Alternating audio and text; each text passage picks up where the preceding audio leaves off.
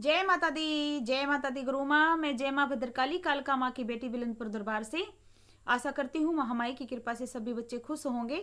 महामाई अपनी कृपा दृष्टि सभी पर बनाए रखे और सबके मनोकामना पूरी करे। आज फिर हाजिर हैं एक नई जानकारी के साथ। तो शुरुआत करते हैं। एक बच्चे का मैसेज आया कि माँ, पितृ कौन होते हैं और इनकी पूजा करनी क्यों जरूरी होती है, इनका काम क्या होता है। तो पितृ होते हैं बेटा हमारे पूर्वज। हमारे पूर्वज होते हैं वो पितृ कहलाते हैं, जिनको उनके कर्मों के अकॉर्डिंग ये जो है योनि मिलती है, पितृ योनि। तो उनका काम होता है हमारे घर की रक्षा करना, अपने कुल की रक्षा करना, अपने कुल को बढ़ाना और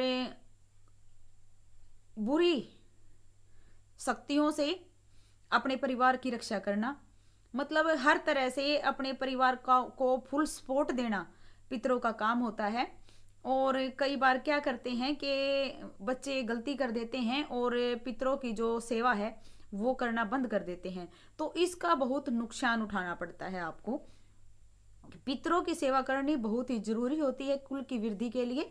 हमारे यहाँ हरियाणा में बोला जाता है कि दूध पे और पूत पे हमेशा पितृ ही पड़ता है, क्योंकि जिसके को पितृ दोष लगा होता है उस घर में कोई भी कार्य या सुख समृद्धि नहीं हो सकती और कोई भी कार्य पूरा नहीं हो सकता। काम बिल्कुल पॉइंटों पे आके रुकते हैं। तो ये पितृ बाधा होती है जो कि ठीक नहीं होती, इसलिए अपने पितरों की सेवा करनी चाहिए। कई बच्चे बोल देते हैं कि हमारे तो पितर ही नहीं हैं। ऐसा नहीं होता, पितर हर घर के होते हैं, क्योंकि अगर पितर ही नहीं है तो आप कहां से आए। पितरों के बिना तो आप भी नहीं हो सकते, क्योंकि हमारे जो पूर्वज हैं वही तो पितर हैं। तो पितर हर घर के होते हैं। हाँ, ये हो सकता है कि पितरों का जो स्थान बना हुआ है वो सबके घर में ना बना हो।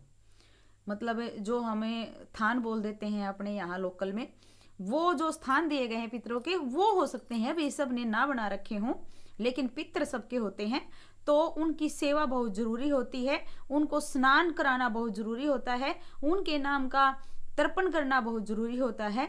अमावस्या वाले दिन उनकी पूजा या एतवार वाले दिन उनकी पूजा करनी बहुत जरूरी होती है। और जिनके पितरों के स्थान नहीं बने हुए हैं वो पीपल के वृक्ष में उनकी सेवा कर सकते हैं। देखो, जहां थान बने हुए हैं, जो जहां उनके स्थान बने हुए हैं वहां तो आप जाते हो, डायरेक्ट पूजा कर सकते हो, डायरेक्ट जल दे सकते हो, डायरेक्ट खाना दे सकते हो, डायरेक्ट कपड़े दे सकते हो। लेकिन जिनके पितरों के स्थान नहीं बने हुए हैं और वो जब पीपल के वृक्ष में जाते हैं तो ऐसे ही पानी देने से उनके पितरों तक नहीं पहुंचता। उसका एक तरीका होता है, आप वहां जाइए और पीपल के पेड़ के पास जब आप अपने पितरों के नाम का जल अर्पण करते हैं या भोजन अर्पण करते हैं या उनके नाम का दीप दान करते हैं, तो आप वहां पर अपना परिचय दीजिए। वहां पर बताइए कि मेरा नाम ये है, मेरे पिताजी का नाम ये है और मेरे दादाजी का नाम ये है और मैं इस गोत्र से संबंधित हूँ और इस गोत्र से संबंधित मेरे जो पित्र हैं, मेरे हाथ के द्वारा दिया गया ये दान जल है, भोजन है, या आप जो भी उनको भेंट कर रहे हो वो चीजें मेरे कुल के, मेरे इस गोत्र के जो पितर हैं उनको मिलना चाहिए, तब मिलता है। ऐसे ही चुपचाप जाके पीपल के पेड़ में पानी डाल देने से उन तक नहीं पहुंचती चीजें, क्योंकि पीपल के वृक्ष में तो पता नहीं किन किन देवताओं का, किन किन पितरों का वास होता है। तो जब तक आप नहीं बताओगे कि ये मिलना किसको चाहिए तब तक वो नहीं मिलता। तो अगर पीपल में आप सेवा कर रहे हो तो थोड़े ध्यान से करिए और अपने पितरों को मना के रखिए और अपने घर में सुख समृद्धि बना कर रखिए। और इस बात को भूल जाइए कि हमारे पितर नहीं हैं, पितर हर घर के होते हैं, क्योंकि अगर पूर्वज ही नहीं थे तो आप कहां से आए।